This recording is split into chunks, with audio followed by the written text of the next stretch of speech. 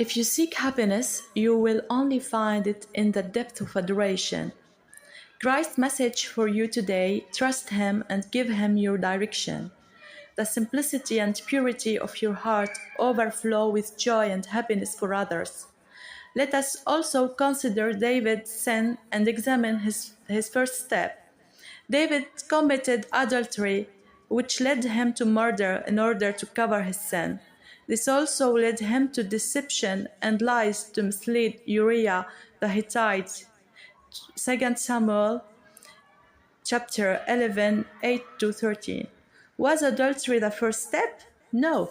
Before that, he saw the woman bathing and desired her. However, this was not the first step, as it was preceded by David getting up from his bed, walking on the rooftop of the king's house, and looking at people's homes and the secret of their personal lives. But even this was preceded by a more fundamental step. The first step in David's fall was a life of luxury. Luxury made him rest in his palace while his people were engaged in war in the desert. He did not share in their struggle, not even in spirit. Uriah was more noble than David at this stage. For when David summoned him and told him to go home and rest, Uriah replied, The servants of my master are encamped in the open fields. Shall I then go to my house to eat and drink, and to lie with my wife? As you live, and as your soul lives, I will not do this thing. 2 Samuel 11:11. In the past, David was not like this, but this life had changed. He had been pursued by Saul, fleeing from one desert to another. He lived in caves, fought his own battles, and slept on the ground. He did not sin during that time, but now he lived in luxury, dwelt in palaces, and had servants, attendants, and slaves. He sent the army to battle while he remained at home, lying on his bed, walking on the rooftops, and watching people detached from the struggle of his soldiers.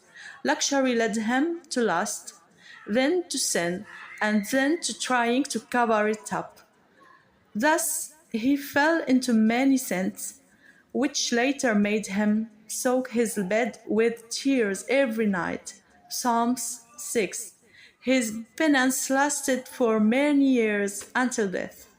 When God wanted to heal him from the first misstep, he allowed Absalom to rise against him, driving David out of his palace barefoot. 2 Samuel chapter 15:3. He was also insulted by Shimei, son of Gera, along the way. In his way, the Lord brought him back to his former humility. Let us beware of comfort and idleness, which are the mother of vice. Let us always occupy ourselves with good works, the reading of the Holy Scriptures and the prayer of Psalms, so that we not fall into vile matters and suffer years of regret for a moment of lust, risking our eternity. Blessed be your day.